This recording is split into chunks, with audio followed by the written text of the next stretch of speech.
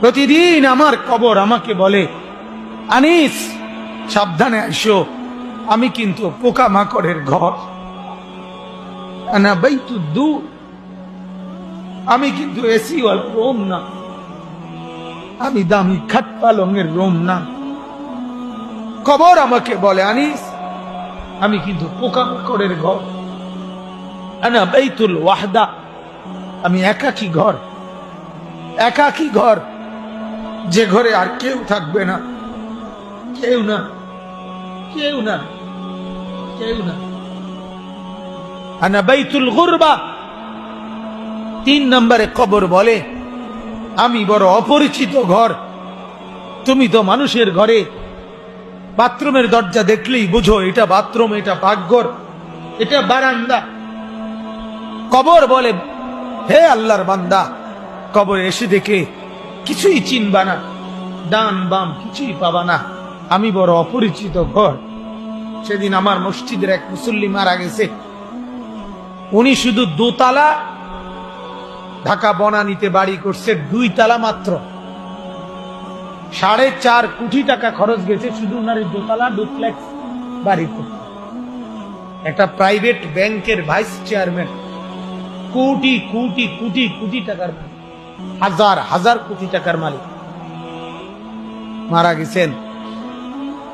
তো আমি বললাম, আমার ওনার ঘনিষ্ঠ 2 জন লোক বলতেছে, হুজুর বিশ্বাস করেন, বলতেছে ওনার সন্তানরা হাসপাতাল থেকে শুধু রাত্রের জন্য, পরের দিন জানাজা, রাতের জন্য লাশটা ঘরে আনেন, ওইখানেই মর্গে হিমাগারের মধ্যে হাসপাতালেই ফেলায় রাখছে। 4.5 কোটি টাকার বিল্ডিং যে বাবা দিয়ে দিল, সেই বাবার কপালে লাশের শেষ রাতটাও জুটল। মিথ্যা কথা বলে জমি 10 শতক মিলাই দিছেন, 1 বিঘত জমি মিলাই দিছেন নিজের বাড়ির সীমানার লগে, আপন ভাইয়ের জমি, চাচার জমি, ভাতিজার জমি, চাচতো ভাইয়ের জমি, কি মিলাই দিছেন? ফুতেরে মিলাই দিলেন, জাহান্নাম খরিদ করে নিলেন। আল্লাহ নবী সাল্লাল্লাহু আলাইহি ওয়াসাল্লাম বলেন, মান আখাযা শিবরাম মিনাল আরদ,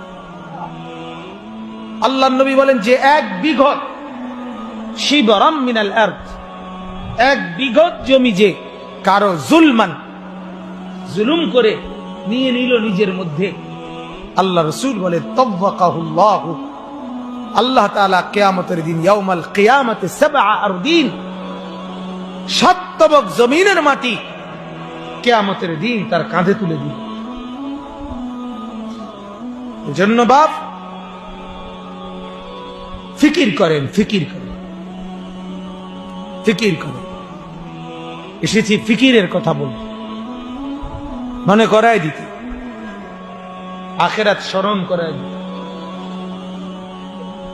আমরা আখিরাতের ফেরিওয়ালা, কবরের ফেরিওয়ালা, ফেরি করি, ফেরি।